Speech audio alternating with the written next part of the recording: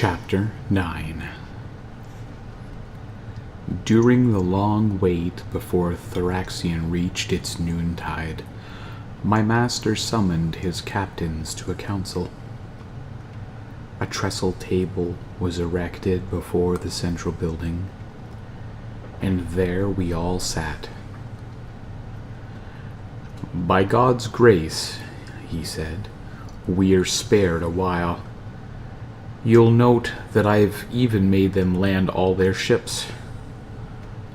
I'll wrangle to win us as much more respite as may be. That time must be put to use. We must strengthen our defenses. Also, we'll ransack this fort, seeking especially maps, books, and other sources of information.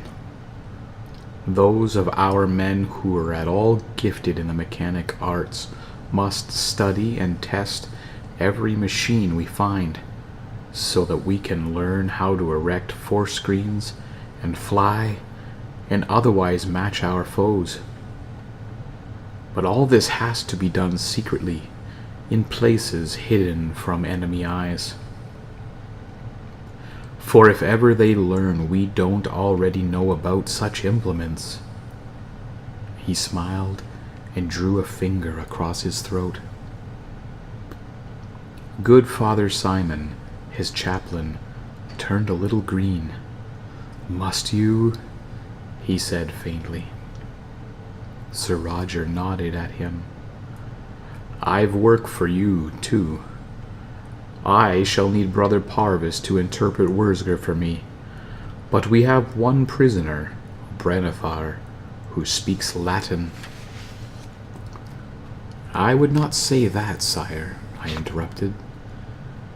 "His declensions are atrocious, and what he does to irregular verbs may not be described in gentle company. Nevertheless, until he's mastered enough English, a cleric is needed to talk to him. You see, he must explain whatever our students of the captured engines do not understand, and must interpret for any other Wurzger prisoners whom we may question." "Ah, but will he do so?" asked Father Simon.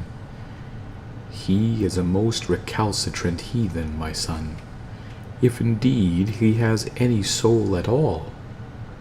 Why, only a few days ago, on the ship, in hopes of softening his hard heart, I stood in his cell reading aloud the generations from Adam to Noah, and had scarcely gotten past Jared when I saw that he had fallen asleep." "Have him brought hither," commanded my lord. "Also, find one-eyed Hubert, and tell him to come in full regalia." While we waited, talking in hushed tones, Alfred Edgerson noticed how I sat quiet. "Well now, Brother Parvis," he boomed, "what ails you? Methinks you've little to fear, being a godly fellow. Even the rest of us, if we conduct ourselves well, have naught to fear but a sweating time in purgatory, and then we'll join St. Michael at sentry go on heaven's walls. Not so?" I was loath to dishearten them by voicing what had occurred to me, but when they insisted, I said, "Alas, good men, worse may have already befallen us." "Well," barked Sir Brian Fitzwilliam, "what is it? Don't just sit there sniveling." "We had no sure way to tell time on the voyage hither," I whispered. "Our glasses are too inaccurate, and since reaching this devil-made place, we've neglected even to turn them. How long is the day here? What time is it on Earth?" Sir Brian looked a trifle blanked. Indeed, I know not. What of it?" "I presume you had a haunch of beef to break your fast?" I said. Are you sure it is not Friday?" They gasped and regarded each other with round eyes.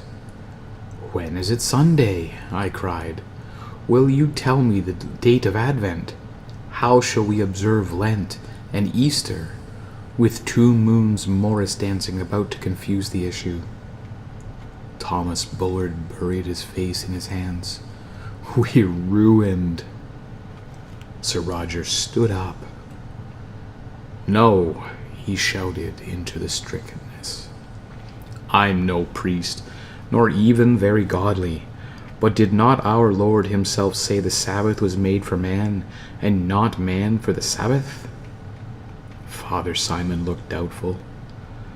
"I can grant special dispensations under extraordinary circumstances," he said.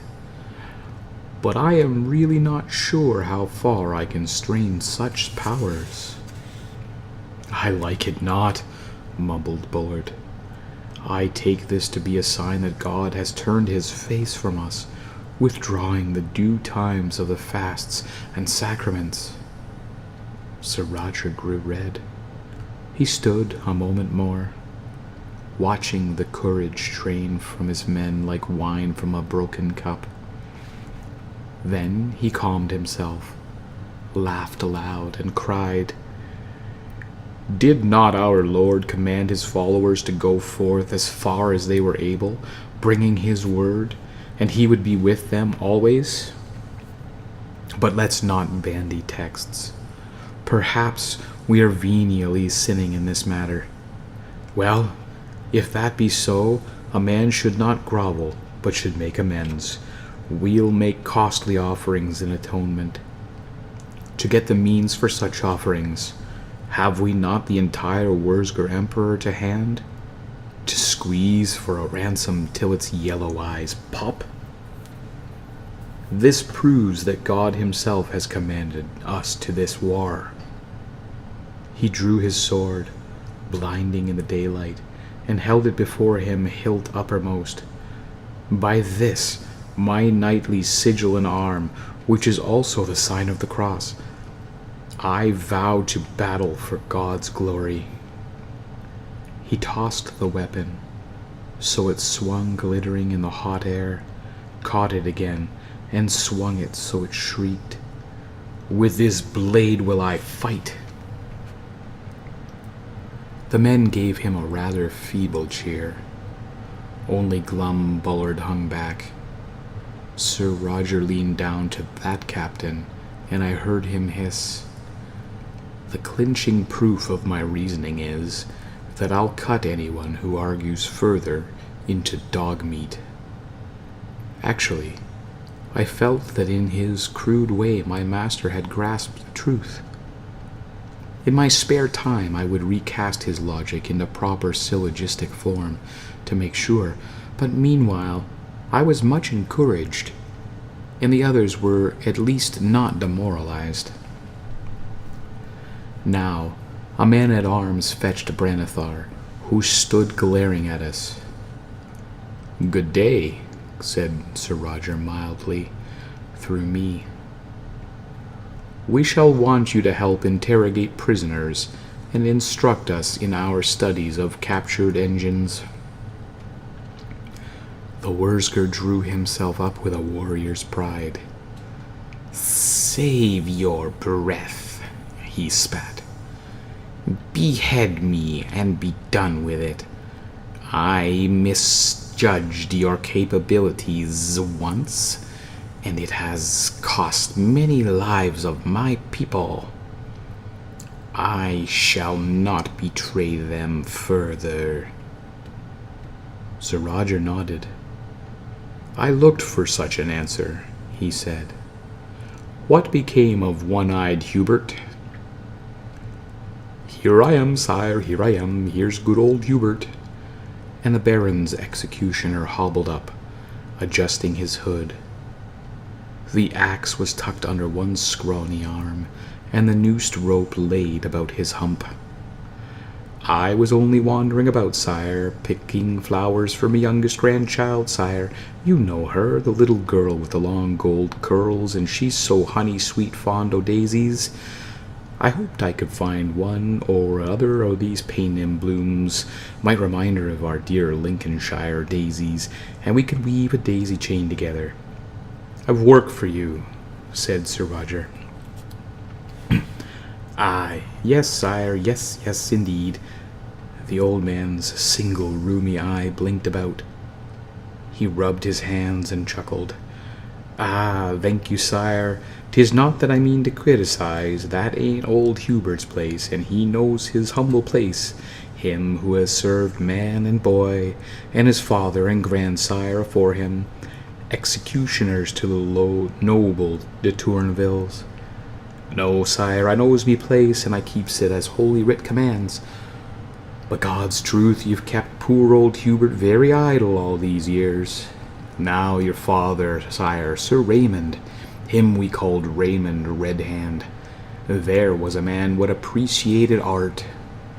Though I remember his father, your grandsire, me lord, old Neville Riptalon, and his justice was the talk o' 3 shires.